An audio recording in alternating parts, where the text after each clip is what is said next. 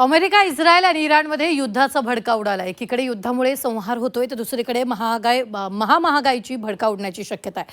यामध्ये सर्वात जास्त प्रभाव पडणार आहे तो म्हणजे सोन्या चांदीच्या दरांवर, ज्याचा ट्रेलर आजच पाहायला मिळाला. त्यामुळे सोनं या युद्धानंतर आपल्याच किमतीचे आतापर्यंतचे रेकॉर्ड तोडेल का याची सुद्धा चर्चा सुरू झाली आहे. पाहूया.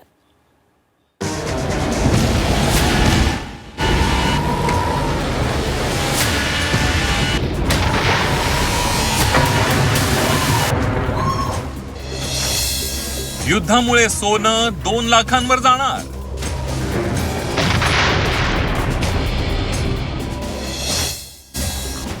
चांदीच्या किमती 4 लाखांच्या पार जाणार.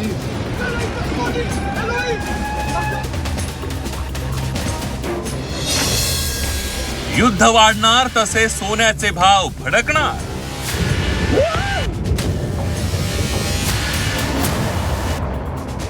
अमेरिका, इस्रायल आणि इराण युद्ध सुरू झाल्यानंतर प्रत्येकाच्या मनात काहूर माजवणारे हे काही प्रश्न.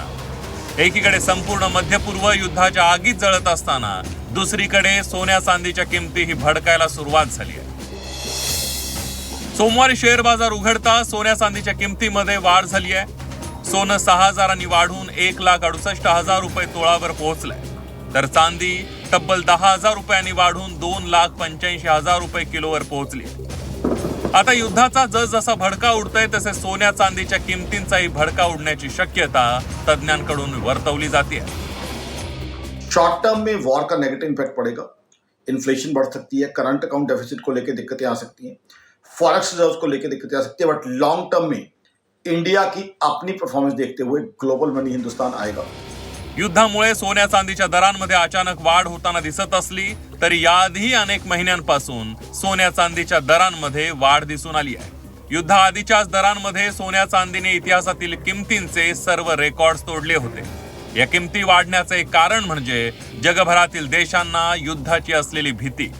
मात्र आता थेट युद्धाला सुरुवात झाली आहे, त्यामुळे सोन्या चांदीचे दर कुठे जाऊन थांबतात हाच प्रश्न आहे.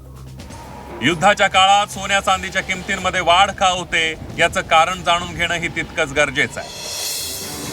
युद्धासारख्या अनिश्चित काळामध्ये गुंतवणूकदार सोन्याची गुंतवणूक सुरक्षित मानून त्यात गुंतवणूक करतात. त्यामुळे सोन्याची मागणी वाढते आणि किमती वाढायला सुरुवात होते. मध्यपूर्वमध्ये सध्या युद्धाचा भडका उडालाय, त्यामुळे इंधनही महागलंय. युद्धामुळे अर्थव्यवस्थाही प्रभावित होण्याची शक्यता आहे. त्यातच सोन्या चांदीची मागणी येणाऱ्या काळात वाढण्याची शक्यता आहे.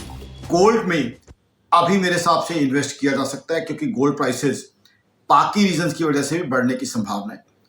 चाहे सेंट्रल बैंक्स का गोल्ड एक्वायर करना अपने रिजर्व के रूप में, दूसरा डिमांड ज्यादा होना, सप्लाई कम होना, तीसरा सेफ हेवन एसेट बाइंग.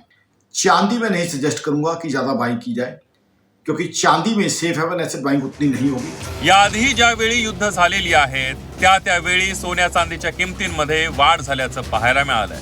यावेळी तर आधी सोन्या चांदीचे दर गगनाला भिडलेले होते, त्यात युद्धाचा भडका उडालाय. त्यामुळे या काळात सोन्या चांदीचे दर उच्चांकाचा एक नवा वेगळा रेकॉर्ड करण्याची शक्यता आहे.